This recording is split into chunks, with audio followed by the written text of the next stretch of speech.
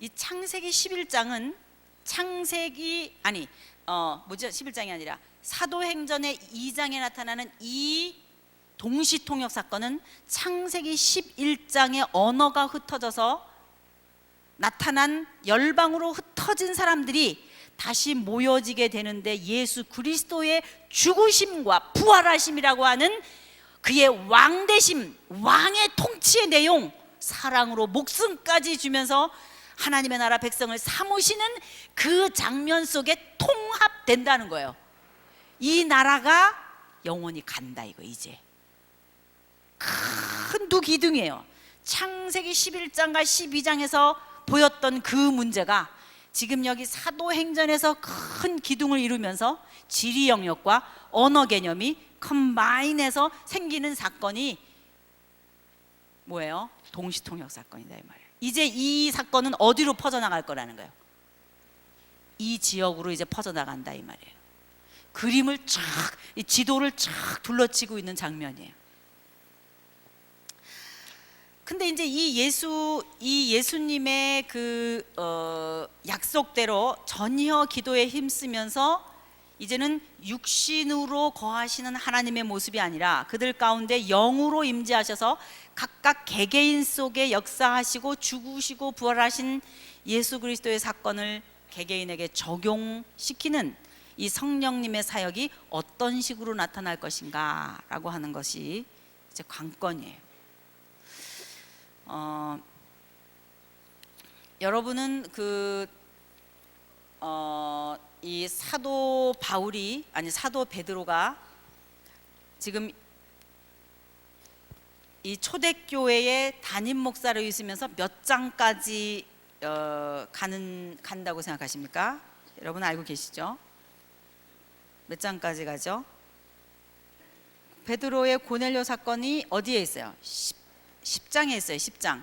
그 10장 앞뒤로 사울이라고 하는 바울의 얘기가 이제 이렇게 나오거든요. 그러니까 예루살렘을 중심으로 한 예루살렘 교회 사건은 베드로를 중심으로서 이제 나타나는데, 초기 예루살렘 교회의 교회의 메시지를 누가 만들어가냐면은, 누가 만들어가요? 베드로가 만들어가요.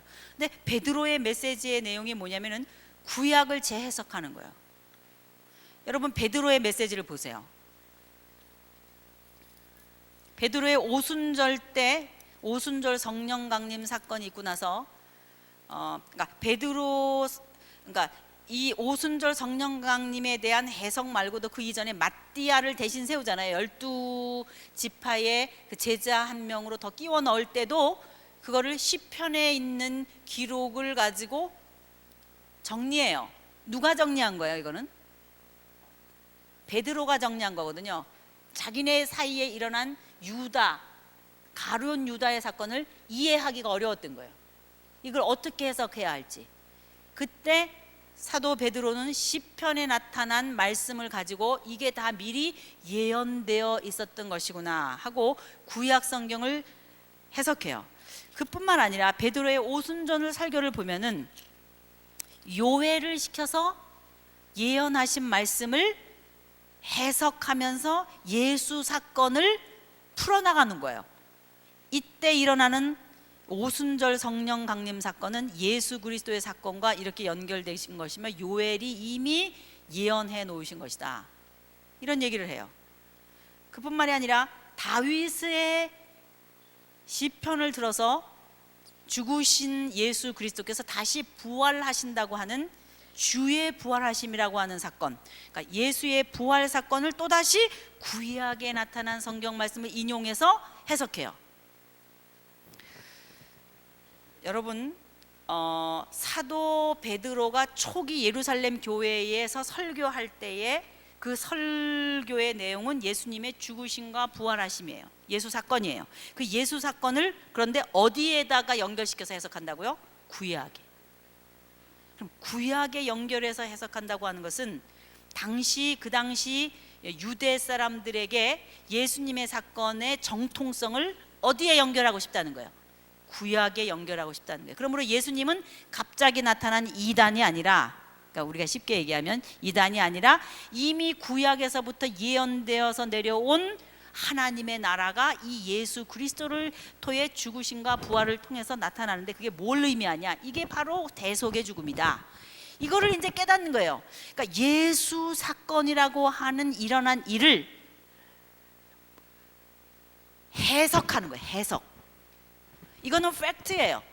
historical fact. 실제로 일어난 사건을 해석하는 거예요. 그게 무엇이었다라고. 그 작업이 필요했던 거예요. 그거를 사도 베드로부터가 해석이 되어야 그거를 뭐 할 거예요? 설교할 거 아니에요. 백성들에게 말해줄 거 아니에요. 마치 모세처럼 자기가 해석이 돼야죠. 그 작업은 누구도 마찬가지예요. 나중에 사도 바울도 마찬가지예요. My gospel, 내 복음이다 라고 자신만만하게 얘기하면서 나중에 로마서에서 자기가 이제까지 1차, 2차, 3차를 걸쳐 선교 여행지에서 설교했던 내용을 하나로 쫙 집약해가지고 정리해 놓은 듯한 그 로마서의 내용을 보더라도 이제까지 그 사도 바울이 예수 사건을 어떻게 해석했는지 보여준다 이 말이에요. 하나님의 섭리 가운데 예수님은 십자가에 죽으시고 부활하셨지만 베드로를 통해서, 그리고 요한을 통해서, 그리고 사도 바울을 통해서 예수님의 사건은 무슨 의미였는지를 해석하게 해준다 이 말이에요. 여러분 6.25 뭐라 그래요? 사변 그러죠? 6.25 혁명 그러지 않죠? 6.25 뭐라 그래요? 사변. 5.16 군사혁명. 4.19 학생의거라 그래요. 여러분 학생의거는 잘했다는 거예요? 못했다는 거예요? 잘했다는 거예요. 의로운 거사였다 이 말이에요. 그런데 5.16 군사 구테타는 뭐예요? 잘했다는 거예요? 못했다는 거예요? 못했다는 거예요. 이게 뭔지 알아요? 5.16 히스토리컬 팩트예요. 실제로 일어난 사건이에요. 군사혁명 뭐예요? 해석이에요. 4.19 실제로 일어난 일이에요. 학생의거 뭐예요? 해석이에요. 5.18 민주항쟁 이거 뭐예요? 역사가 그렇게 해석하겠다는 거예요. 역사가 맨 처음에는 5.18 그거를 민주항쟁이라 그랬어요. 참사 막 이렇게 했잖아요. 그거를. 근데 나중에 해석한 거예요. 어떻게? 그거는 민주항쟁이다. 예수의 죽으심과 부활하심이라고 하는 구체적인 역사 속에 일어난 사건은 어떤 내용인지를 해석하기 시작했다 이 말이에요. 그 해석을 무엇을 빌어서 해석해요? 구약을 들어서. 그 작업을 누가 했어요? 사도 베드로가. 사도행전의 앞부분에 이렇게 몇 가지 구약 얘기가 나오면 그냥 또 구약이나 보다 이렇게 할 게 아니라 베드로가 자기에게 지금 일어난 이 사건, 예수의 죽으심과 부활하심 그리고 성령 강림의 사건이라고 하는 이 내용을 전부 통합해서 이거를 자기 나름대로 이해해서 뭐 하기 시작하는 거예요? 설교하기 시작하는 거예요. 해석하는 거예요. 백성들에게 가르쳐주기 시작하는 거예요. 그래서 생긴 게 뭐예요? 예루살렘 교회예요. 예루살렘 모교회가 생긴 거예요. 어디서 생겼어요? 예루살렘에서. 그래서 예루살렘 모교회의 메시지의 성격이 앞에 나타나 있는 거예요. 그리고 사도 베드로가 어떻게 설교했는지가 나타나고 그 이후에 어떤 사역이 있었다. 안진뱅이가 고쳐지고 이런 얘기 있잖아요. 이제 안전뱅이가 일어나고 금과 은은 나에게는 없지만 이제 이런 그런 사건들이 이렇게 나타나면서 감옥에 gat히기도 하고 이런 내용이 나오고, 그 다음에 사람들이 그 공동 생활을 하면서 아나니아와 삽비라 사건과 같은 사건도 나타나고 이런 사건들이 나타나는데 그 다음에 박해가 시작됐다 이 말이에요. 그렇죠? 이 박해가 나타나면서 헬라파와 유대파, 그러니까는 히브리파와 헬라파의 시나거그, 그러니까 그 회당의 두 그 무브먼트가 이제 여기서 이렇게 나타나요. 그래서 스데반이라는 사람이 나타나고, 사도 바울 같은 사람은 가말리엘의 학파에서 이렇게 그 가말리엘 학파에서 공부를 했었던 사람인데 어디에서 살았냐면 다소에서 태어났거든요. 다소는 어디예요? 지도에 보여요? 여기가 어디예요? 다소예요. 다소에서 태어나서 살면서 어디로 유학 온 거예요? 예루살렘에 유학 와서 바리새인의 신학을 공부했는데, 특히 가말리엘이라고 하는 유명한 정통 학자 밑에서 교육을 받은 아주 대단한 사람이었어요. 그러니까 예수 사건이 일어났을 때에 사도 바울이 예수님을 실제로 보거나 하지는 않은 거로 보아 아마 이곳에 있지는 않았었던 것 같아요. 근데 예수님이 돌아가시고 나서, 승천하시고 나서 그 다음에 오순절 사건이 나타나고 사도행전에 들어서니까 사울이라는 사람이 여기 등장해요. 근데 사울이라는 사람이 이 히브리파 쪽인 것 같아요, 유학파 같아요. 그러니까는 이쪽 히브리 쪽 사람인 것 같아요, 해외 거주한 디아스포라 쪽 사람인 것 같아요. 예, 디아스포라 쪽인 거예요. 그러니까 이 성전 안에도, 예루살렘 모교회 안에도 파가 둘로 갈라져요. 하나는 무슨 파예요? 히브리파, 본래 이곳에서 사는 사람 파이고, 또 하나는 헬라파인 거예요.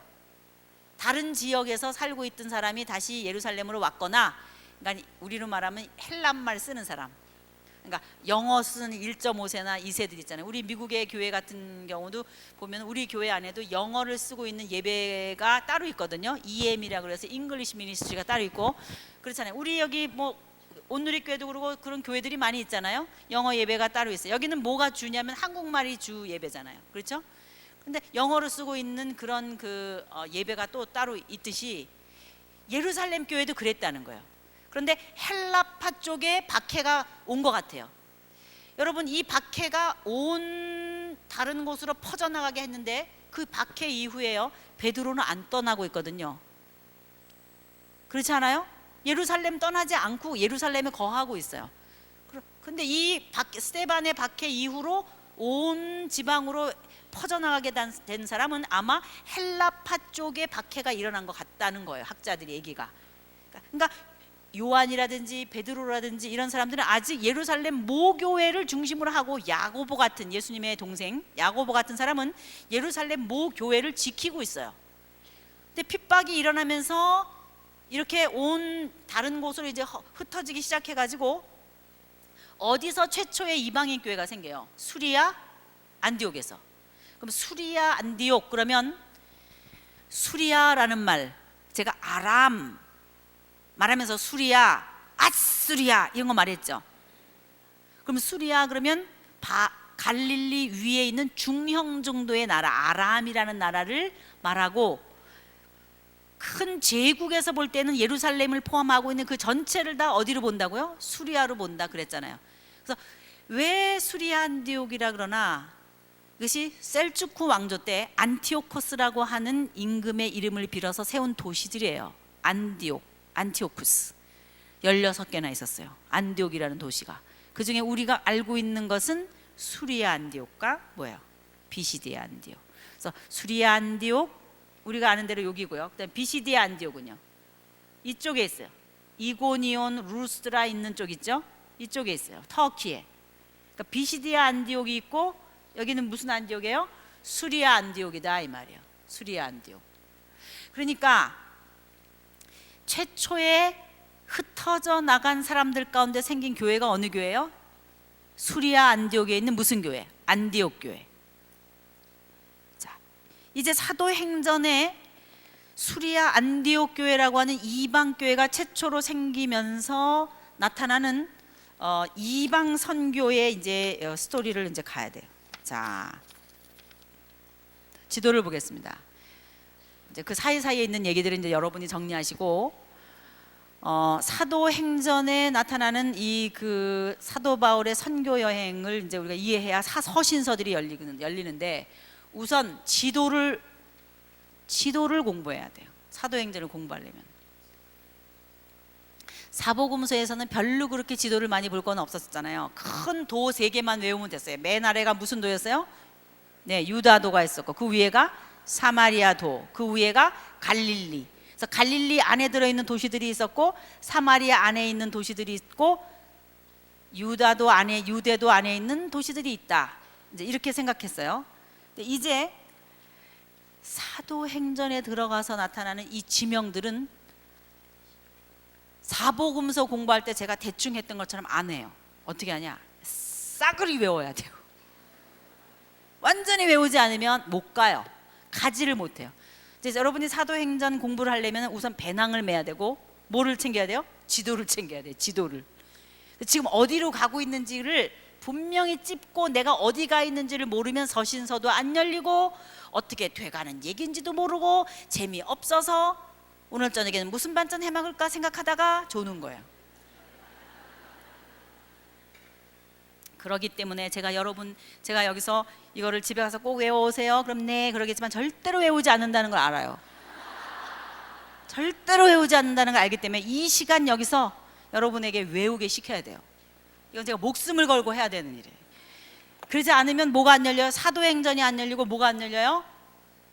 예, 서신서가 안 열린다 이 말이에요. 자, 이제 이 화면을 보세요. 우선 여기 수리아라고 써 있죠. 여기가 어딘지 아시겠습니까? 여기가 어디예요? 여기예요. 여기서부터 이렇게 짧게 탁 잘라서 이렇게 올라가 가지고 이쪽으로 가서 더 계속 간 거예요. 이렇게. 자, 어디가 수리아 안디옥이에요? 자, 여기 흔들리죠? 여기다 이 말이에요. 여기가 어디예요? 수리아 안디옥. 그럼 이제부터 수리아 안디옥 교회, 그 유명한 사도 바울을 파송했던 교회가 안디옥 교회라는데 어디에 붙어 있는지 지금 꼭 눈으로 꼭 집어 놓으세요. 여기예요. 여기다 이 말이야. 무슨 안디옥이라 그래요? 수리아 안디옥이다 이 말이에요. 왜 수리아 안디옥이라 그래요? 이 수리아는 큰 지방을 먼저 말해 놓고 수리아라고 하는 큰 영역 안에 있는 도시 뭐라는 거예요? 안디옥이다 이 말이에요. 수리아 안디옥이에요. 여기서 교회가 출발하는 거예요. 근데 수리아 안디옥의 교회는 어떻게 해서 생겼는가? 저절로 자생한 거예요. 흩어진 이방인들을 중심으로 해서 이 사이프러스에서도 오고 또 여러 흩어진 사람들에 의해서 세워졌다 그랬어요. 거기 보면 헤롯의 젖동생 마나헨과 뭐 그래서 그 교회를 시작한 몇몇 사람들의 이름들이 나오는데 이 중에 주인공이 되는 담임 목사님 격인 사람이 누구였는지 아세요? 바나바였던 거예요. 바나바가 안디옥 교회에 파송된 거예요. 어디서 파송시켰게요? 예루살렘 교회에서. 그래서 여기 교회 이루어 가라 그랬어요. 안디옥 교회를. 그랬는데 바나바가 누구 소문을 들은 거예요? 바울의 소문을 들은 거예요. 바울은 어디 있었는데요?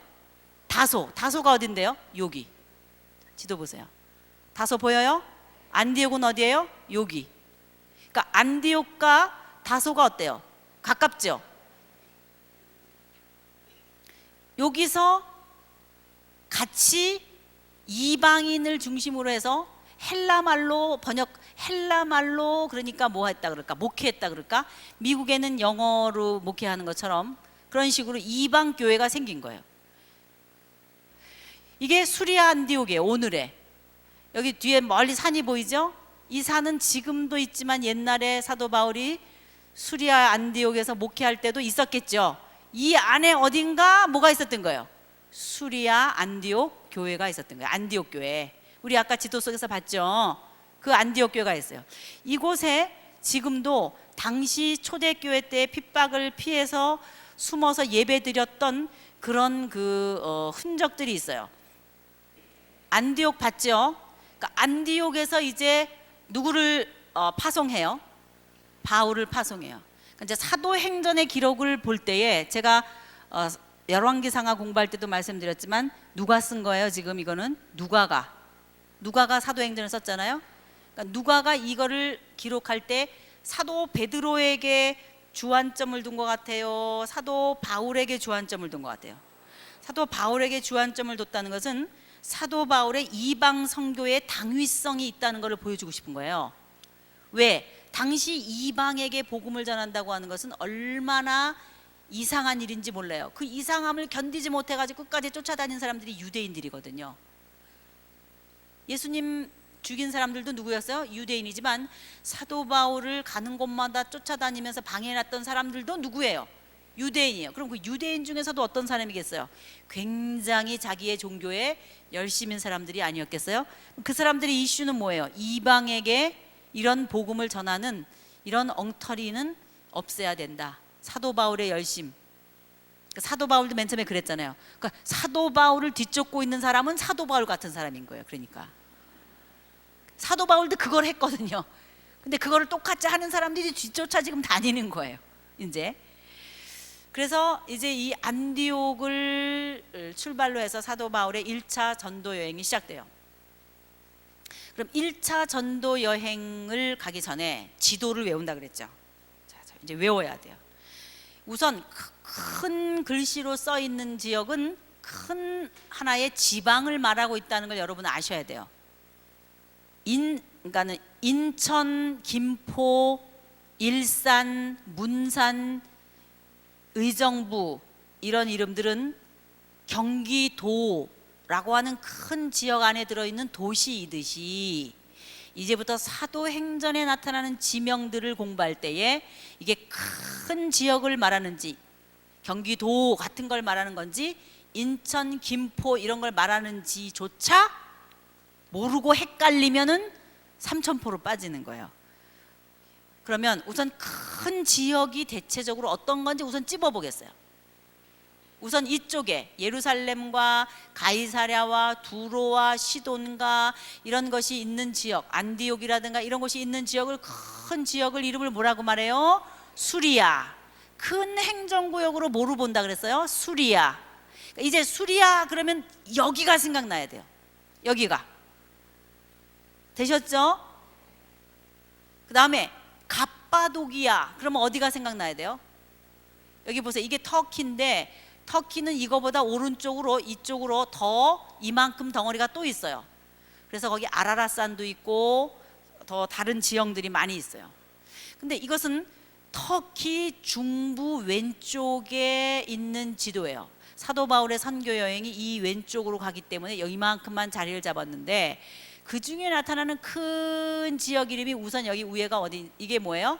갑바도기아라 이 말이에요. 갑바도기아. 갑바도기아 위에 뭐가 있어요? 갈라디아. 그런데 갈라디아는 북갈라디아와 남갈라디아가 나눠져 있었어요. 그래서 남갈라디아에 속해 있는 도시 이름은 비시디아 안디옥이라든지 이고니온이라든지 루스드라든지 이런 곳이 행정구역상 큰 이름으로 갈라디아에 속해요. 그래서 여기 전체를 뭐라 그래요? 갈라디아. 이거 돌아가는 거 보세요. 이게 뭐예요? 갈라디아. 북갈라디아와 뭐가 있다고요? 남갈라디아가 있다 이 말이에요. 갈라디아 그러면 이 지도를 째려보면서 여기구나 이렇게 생각해야지 성경에 있는 갈라디아 성경책만 생각하면 안 돼요. 갈라디아 되셨어요? 이게 큰 지역 이름이다 이 말이에요. 도시 이름이 아니고. 그 다음에 이 오른쪽으로는 뭐냐? 본도예요.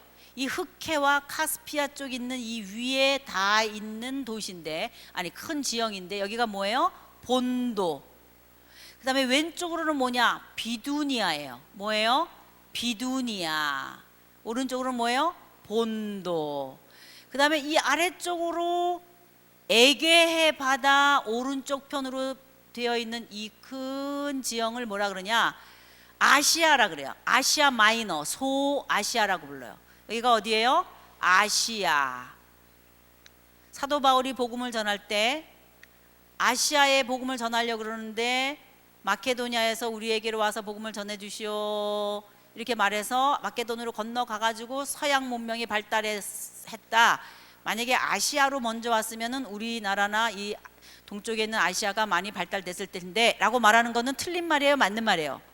틀린 말이에요. 우리가 있는 아시아가 아니에요. 성경에서 말하고 있는 아시아는 무슨 아시아요? 소아시아. 그럼 소아시아는 어디냐? 에게해 바다 동쪽에 있는 이 터키의 왼쪽 끝부분을 말할 때 소아시아다 이렇게 말한다 이 말이에요. 우리나라는 한참 저기 가 있는 거예요. 저쪽에 가 있는 거예요. 여기가 큰 지역으로 뭐라고 말해요? 아시아. 그럼 아시아라고 하는 큰 지역 안에 들어있는 도시가 있었는데 어느 도시가 있었는가? 그럴 때 할 수 있는 말이 뭐예요? 이 안에 뭐뭐뭐뭐가 있었다. 버가모도 있었고 두아디아로도 있었고 서머나도 있었고 사데도 있었고 빌라델비아도 있었고 에베소도 있었고 골로새도 있었고 라오디게아도 있었고 있었다 이 말이에요. 요한계시록에 나오는 소아시아 몇 교회?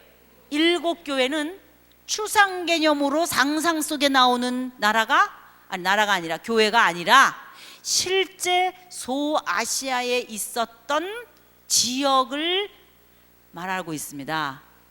여기서 우리가 뭘 알 수 있어요? 우리는 예수님이 사도행전에서 승천하신 다음에는 안 나타나는 줄 알았걸랑요. 어디서 나타나요? 요한계시록에서 나타나는데, 요한계시록에서 뭘 하고 계시냐? 이제까지 사도행전과 서신서 연결하면서 지나오고 나서 맨 끝에 요한계시록의 소아시아 7교회까지 알고 계신 거예요. 우리는 예수님이 퇴장한 줄 알았죠?